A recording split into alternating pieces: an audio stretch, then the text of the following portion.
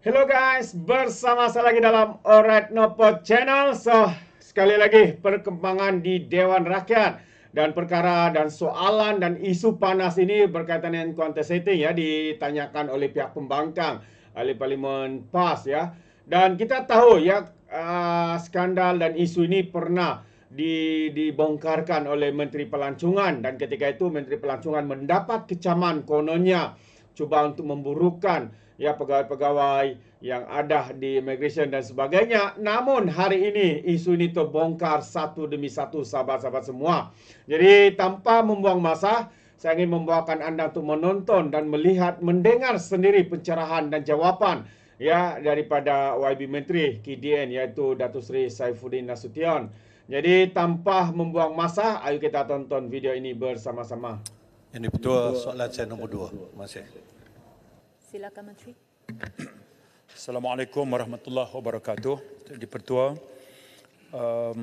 terima kasih rakan saya dari Kota Baru bahawa soalan yang sama ada juga ditanya oleh Sirian Besut 22 Oktober, Tebrau Seputih Bukit Bintang 11 November, Kuala Pilah Tanah Merah 2 Disember, Kepung 9 Disember. Makanya di Pertua saya mohon izin untuk jawapan saya terhadap soalan-soalan itu disekalikan. Silakan. Saya mohon maklumkan kepada Dewan bahawa Kementerian Dalam Negeri memandang berat isu yang membabitkan insiden ataupun kegiatan counter setting ini. Ini perkara yang melibatkan pelanggaran integriti. Ini adalah merupakan amalan rasuah yang tak boleh ada tolak ansur oleh semua kita, lebih-lebih lagi KDN. Ini juga adalah perkara yang perlu diteliti dari sudut tata kelola pengurusan. Kena tingkatkan kecekapan dan kena bersungguh-sungguh lakukan perubahan. Kota Baru bertanya apakah langkah tegas. Ada 3 perkara. Pertama, membenteras sindiket yang membawa warga asing. Kedua, tingkatkan kawalan penguatkuasa yang bertugas di kaunter. Dan yang ketiga, meningkatkan penggunaan teknologi. Saya jelaskan. Yang pertama, membenteras sindiket membawa warga asing. Jabatan Imigresen Malaysia dengan kerjasama Polis Diraja Malaysia dan Suruhanjaya Pencegahan Rasuah Malaysia serta agensi penguatkuasa yang lain sentiasa meningkatkan usaha untuk membenteras sindiket ini yang membawa masuk pekerja asing secara haram melalui kerjasama strategik sesama mereka. Okay. Jadi kita pembenteras kena secara usaha sama di kalangan agensi penguatkuasa. Suka saya maklumkan pada Dewan sehingga Oktober tahun ini, usaha sama JIM dan pelbagai agensi penguatkuasa telah berjaya menumpaskan 47 sindiket melibatkan 1,285 tangkapan ahli sindiket dan pendatang asing tanpa izin. Hasil kerjasama dan itu keputusannya. 47 sindiket kita banteras. Kita juga perketatkan pemeriksaan di kaunter-kaunter pintu masuk bagi memastikan mereka yang layak saja masuk negara ini. Yang tak layak kita tolak. Yang telah kita tolak, artinya kita berikan notice not to land atau nota penolakan masuk. Sehingga September tahun ini, kita kenakan NTL kepada warga asing seramai 25,214. Baik. Yang bertugas di kaunter immigration ini, pegawai immigration, kita tingkatkan pemantauan perseliaan ke atas mereka. Kita pertingkatkan rondaan, kita pantau melalui CCTV di bilik kawalan, penyelia buat lawatan mengejut ke kaunter-kaunter ini. Dan pegawai kita yang bertugas di kaunter ini juga, Pertua, kita tak benarkan dia bawa alat telekomunikasi. Sebelum dia bertugas dan selepas dia keluar, kita lakukan body search ke atas mereka. Datuk Di-Pertua, bukan sekadar mereka dikenalkan NTL di pintu masuk. Bahkan Immigration juga sudah pun mewujudkan pasukan khas yang membuat rondaan sebelum daripada pengembara ini pergi ke kaunter immigration. Jika pasukan ini mengesan mereka ini berlama-lama, 5 jam, 6 jam, 7 jam, 8 jam, masih tak pergi ke kaunter, bermaksud sedang tunggu isyarat daripada sedikit. Nak maklum mereka kaunter mana mereka patut pergi. Hasil daripada pasukan rondaan ini, setakat September tahun ini, kita telah berjaya menyekat 6,694 orang pengembara daripada masuk. Kerana alamat tempat dia nak datang ke Malaysia, dia tak ada, wang dia tak cukup, ya, dan segala macam. Baik, inovasi teknologi adalah jalannya. Immigration sekarang di peringkat akhir dua perkara. Yang pertama, kita sedang proses memuktamadkan perolehan bagi sistem saringan awal penumpang, disebut Advanced Passenger Screening System. Sistem ini membolehkan Immigration membuat saringan awal bagi pengembara yang melakukan perjalanan ke Malaysia. Belum pun mereka sampai, kita dah ada akses terhadap senarai mereka, membolehkan kita membuat pemeriksaan awal. Kita juga sekarang di fasa akhir untuk menaik taraf kamera litar CCTV yang dilengkapkan audio dan visual di kaunter pemeriksaan. Ini antara langkah-langkah tegas yang diambil oleh Immigration sesuai pertanyaan Kota Baru. Terima kasih. Kotak Baru. Terima kasih Yang Di-Pertua. Terima kasih sahabat saya Yang Muhammad Menteri. Jawapan yang tegas, kita harap tindakan pun tegas, insyaAllah. Baru-baru ini telah mengejutkan kita satu tindakan daripada SPRM terhadap tindakan ataupun tindakan yang telah dilakukan oleh pegawai-pegawai di satu agensi, iaitu Jabatan Imigresen Malaysia, dengan tangkapan lebih daripada 60 orang, yang mana 50 orangnya adalah pegawai dan kaki tangan Jabatan Imigresen sendiri, yang diketuai oleh seorang pegawai kanan yang sudah bertugas selama 20 tahun di jabatan ini, dan dia menguasai lebih daripada 50 orang pegawai Immigration, kerana dia adalah focal person. Soalan saya, daripada tangkapan, serbuan dan juga rampasan yang dibuat oleh SPRM, boleh Dewan ini diberitahu sejak tindakan ataupun aktiviti counter setting ini dibuat, berapakah bilangan warga asing yang lolos daripada counter immigration ini?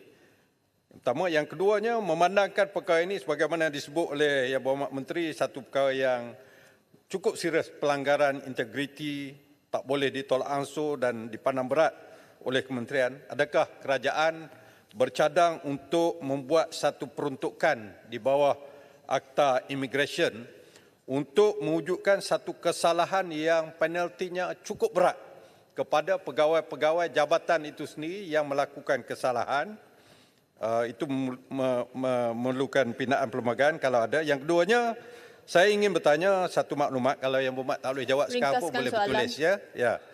Berapakah jumlah, soalannya, berapakah jumlah warga asing yang telah masuk ke Malaysia secara sah mulai Januari 2023 sehingga September 2024, dan saya ingin tahu berapa orangkah yang dikesan tinggal melebihi tempoh atau overstay yang melibatkan warga-warga negara besar seperti China, India dan juga Arab. Terima kasih.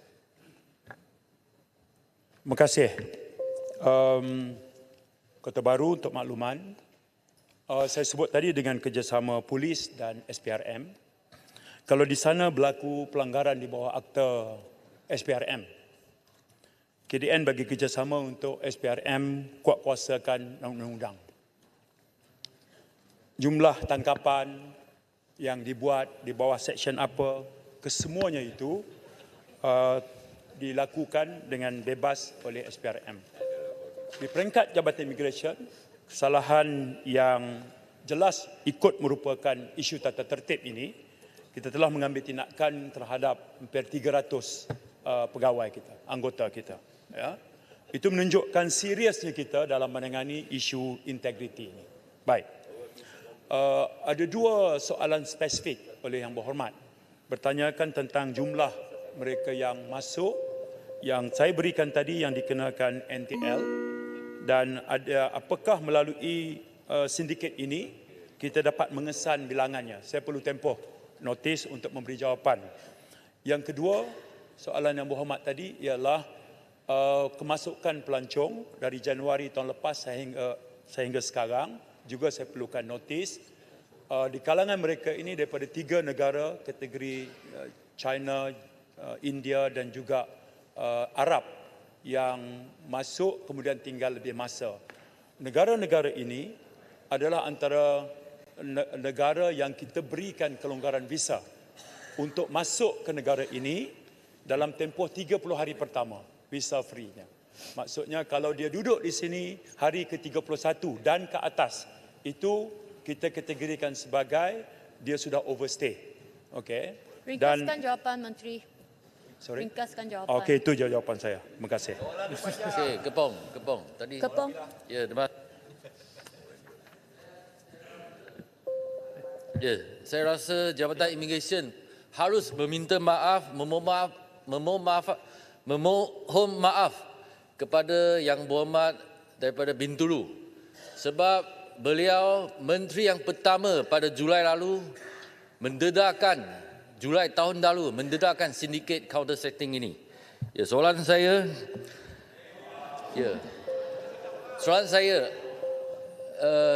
berita terkini semalam di Malaysia kini mengatakan ada 3 sumber yang kata ada lagi 3 individu, 3 dalang yang belum ditangkap.